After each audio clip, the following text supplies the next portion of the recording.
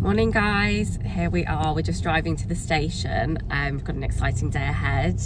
Ed has his appointment at the VFS, so I've got all my documents here, fully loaded, Stocked and ready. passport, driving licence, all sorts of documents. We're about to get the train into London and I've got to go to Liverpool Street, and Sophie is...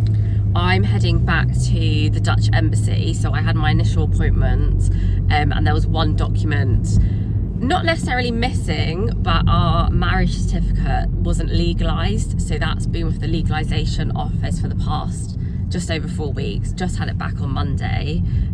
It's Wednesday today, so I'm going back to the Dutch embassy. It's the one outstanding piece they need, and then they send off my Dutch passport to, it has to go to the Netherlands, and then they create it and they send it back to London, then back to the home address.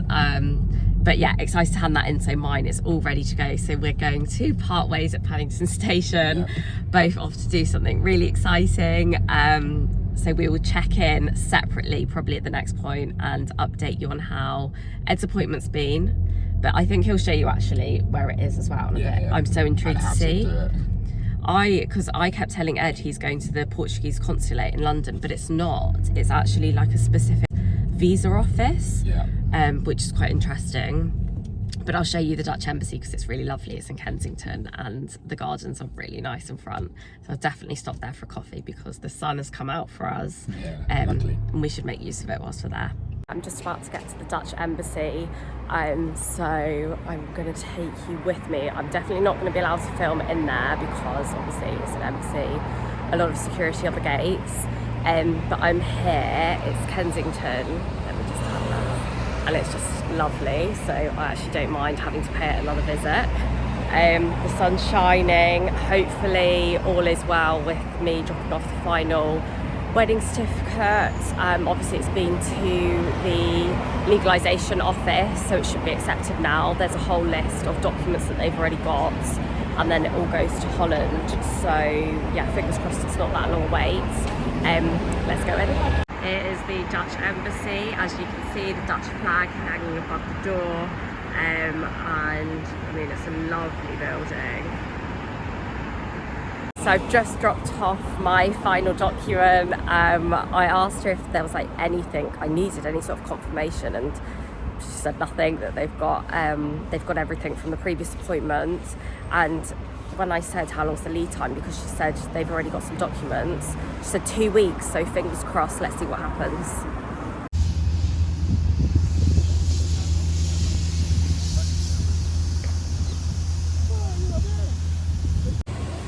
Ed is still in his visa appointment, so I've just taken myself to Kensington Gardens for a little walk around, enjoying the sunshine whilst I can. Still got the morning off work, so I thought I'll just take it in. And it's just lovely here. Tempted to get a bike and see and explore a bit more, but let's see what I can see on foot. But it's just so nice. It's just nice to take it in and actually have a wander. Normally we're coming around London, you know, you're always in such a rush, you've got things going on, you've got events planned, but yeah, having a bit of time is just nice.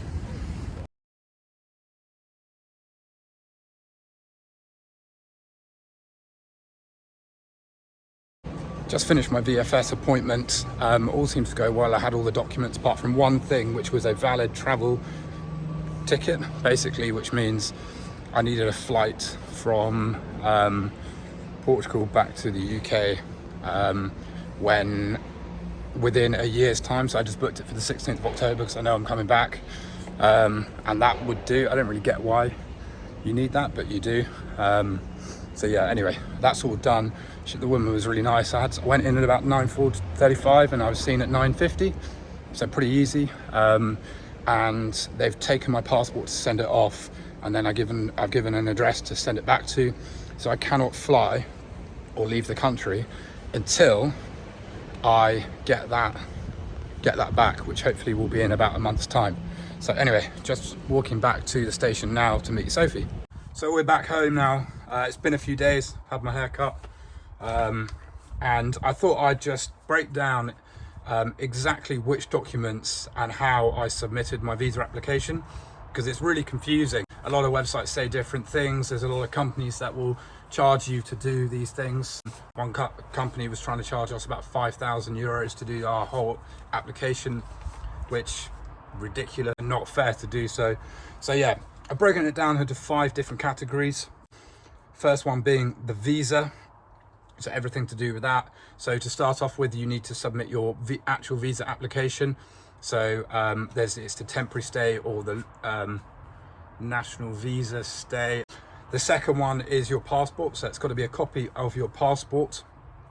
I also did a copy of my driving license just for good measure. You can never submit enough documents. And then passport photos, so you need 2 Schengen style visa passport photos. One gets attached to your application and the other one just gets added as a spare. I'm not entirely sure why. And then I've also submitted my NIF. In NIF is like a national insurance number, kind of tax number, and I did a copy of that. And then also within that I did which is actually this document right here, is a big motivation letter, and stating in that motivation letter I did why I'm applying for it, the reasons why I chose Portugal, my financial stability and support, and then future plans of what I want to do in Portugal, and then also outline all the attached documents from what I'm submitting. The second category was employment and funds. So the first one was remote employment contract. The second was a letter from my employer.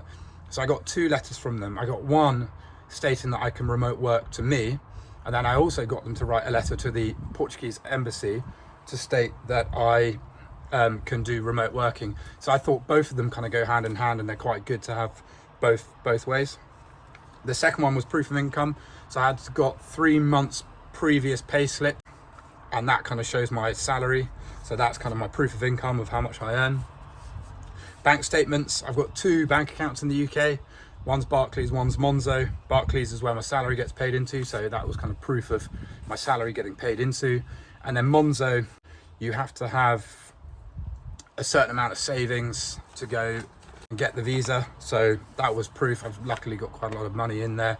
So it was proof of I've got a lot of savings in my UK bank account. Unsure exactly whether they wanted it in my Portuguese bank account, but we'll see what happens. I did put a bit of money in my Portuguese bank account, so hopefully that will be sufficient. The next, and I also did the bank statements was 3 months previous, so I think I did May, June and July. So yeah, Portugal bank account. So I haven't had it that long, so I submitted the statement for that. And that's kind of it for my employment and funds. Health and travel. So I've got a 12-month health European policy through work. So that's one requirement for it. And then also a valid return travel ticket. So I didn't actually have this, and at the embassy or the VFS appointment, I had to quickly run downstairs, buy a return ticket, and then print it off and submit it with my thing. Luckily, you were able to do that there. But at most places, you can't get a 12-month kind of ticket in advance. So I know I'm coming back in like October. So I booked a return ticket for October. So again, I hope that will be okay. We'll hear back. The next one is background. So they need a kind of a criminal record background check, which in the UK it's called a UK DBS check. So that got, I think that was 16 or 20 pounds.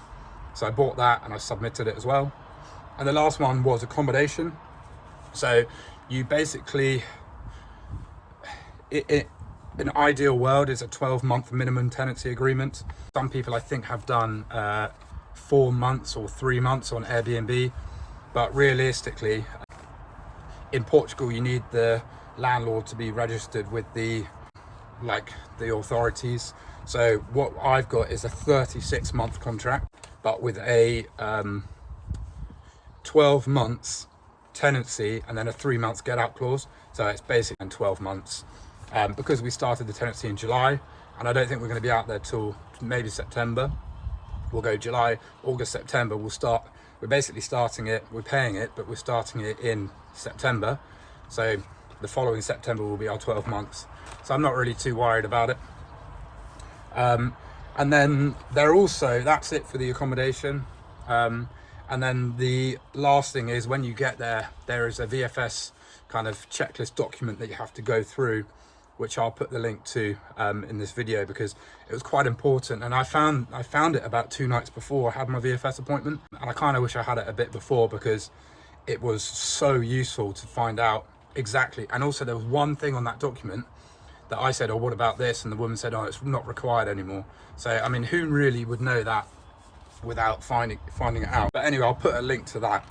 So that's all that was submitted with my application. So just to run through, we had the visa application, passport copy, driving license copy, 2 photos, NIF copy, my motivation letter, remote employment contract, letter from employer to me and consulate, proof of income, so 3 months prior pay slips, bank statements 3 months, Portugal bank statement, and then also savings showing in my bank account, 12-month health insurance policy, and then the valid return ticket, the UK or the DBS criminal record check. I think for every country you would need that. And then also the 12-month tenancy agreement. So that's all in place. And then there is the checklist VFS document. So that's kind of the quick run through of everything that I've submitted. I'm really hoping that it will be sufficient and I've got all the documents, because it was a bit of a stress having to do all that. But anyway, I thought I'd just explain exactly what I've done. So yeah, anyway, thanks for watching, and we will see you in the next episode, where we hopefully have an update on my visa application.